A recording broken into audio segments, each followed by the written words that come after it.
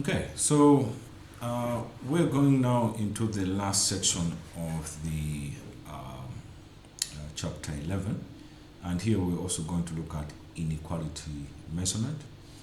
But there are also certain things that, there are a lot of graphs that you can also generate from, the task command.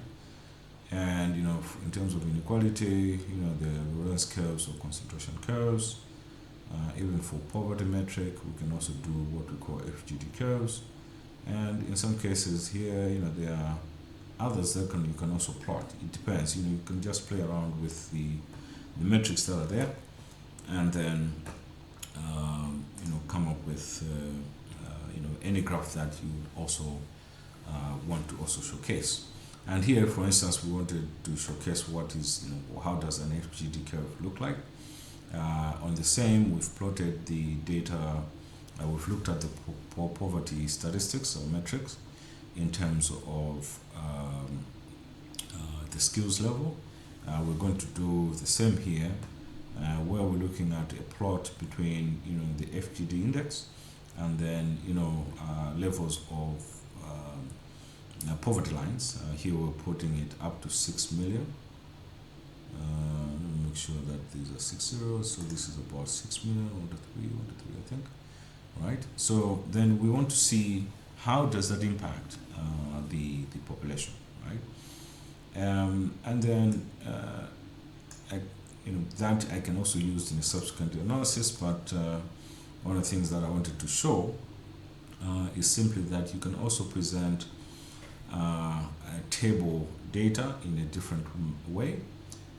This is the headcount index that is estimated, and then it does show at particular levels of the poverty line. Here is up to about 6 million. How does that relate to the population?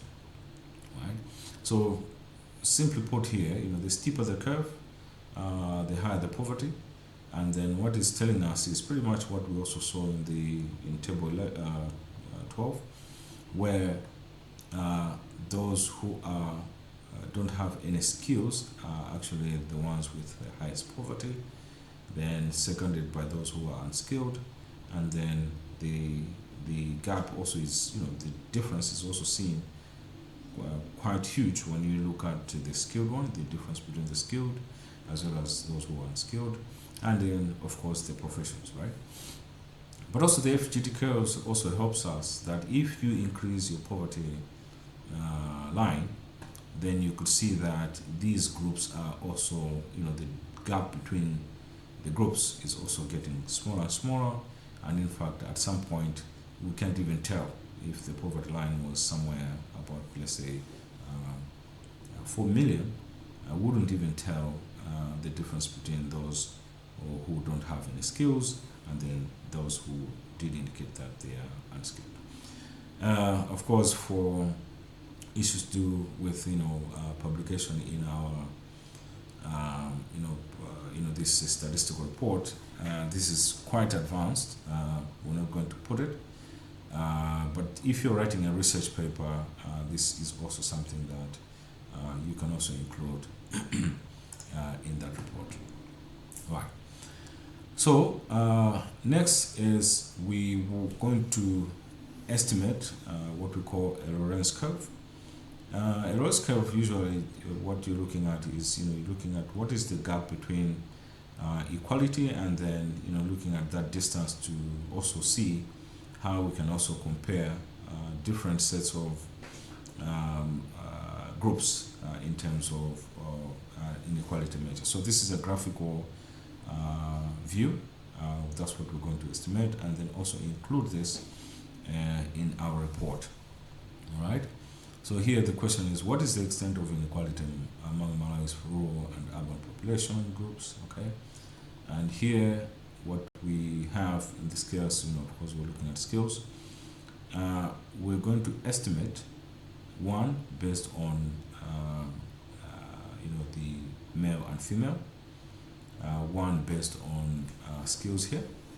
We can also put in, if you want to see, okay, what is the relationship between in this case rural as well as urban households. The one that we can use is the either the reside group variable or the area group variable. But in this case, for the report, we want to look at the household head, and then also looking at the skills that the community also has.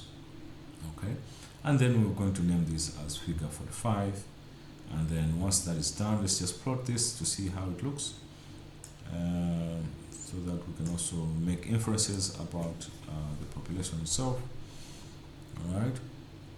So this is how the Lorenz curve is generated, and then usually you have the population estimate, which is pretty much this line in the middle, and then looking at male as well as female.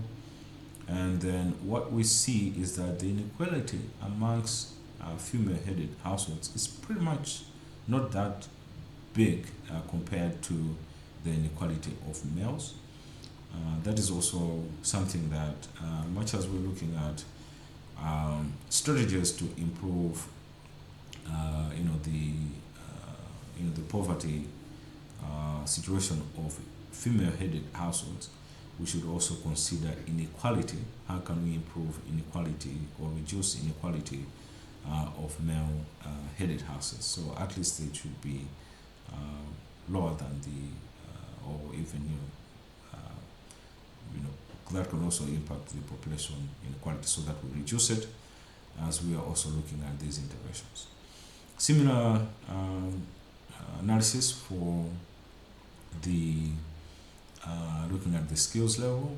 Again, as the population line is there, but you can also see this is the population line in the middle, but you could see the inequality in terms of professionals.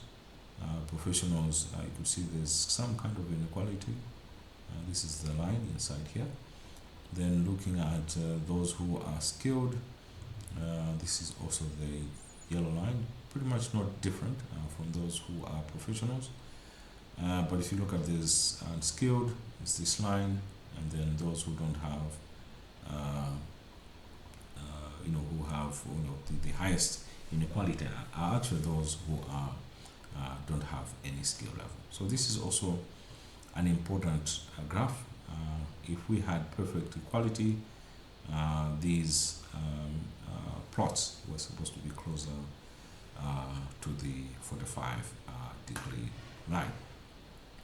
What it means this, we can now add this to our document, and then this is the description of what we are also seeing from the graph.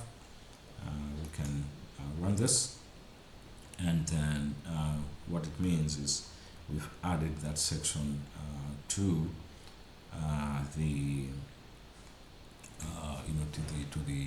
open document. Now moving on to Gini coefficients. Now the Gini coefficient, now it does present a statistic, and then this can give you an idea the differences in terms of inequality. If it's closer to 1, it means that there's pretty much high in income inequality, and then those who are pretty much closer to 0, it means that you're also saying that there is perfect equality in the community, right? So again, same process. We're going to generate a table, and then this table we're going to see how that inequality also looks like, and then again we're going to append the results into a table, and then lastly close this and append this to the report that we have currently running. Right, so let's run this from here all the way to there, and then we can also look at the table itself. So that's the table that is generated by district. You could see that some districts have inequality as high as 92%. That's high inequality, and then also look at the p-values, that these are statistically significant at the 1% significance level. Okay, this is very good information that it's critical, that we can also use in the analysis, And then also what remains is to make sure that if we open table 13, looking at the Gini coefficient by district, you can easily format that data. As you can see here, this is the Gini. Of course, this is a formatted table. I already formatted it. But just to make sure that such data, for instance, like this, you can always make sure that this is close to only just have fewer decimals, so that it can also be read properly. Then again, copy this table and paste it into the Word document. That's what we're going to do when we're now finalizing the report that we will generate from this analysis. Alright, so what remains for us next is to now go to the last chapter, and this last chapter will be looking at now the heat maps, so that we can understand how these statistics now look, to visualize them on a map, and also come up with a meaningful analysis that we can also inform policymakers on what would be the next strategy to take. So stay tuned to so that we can go into the last lectures for the chapter 12, where we'll be looking at these heat maps.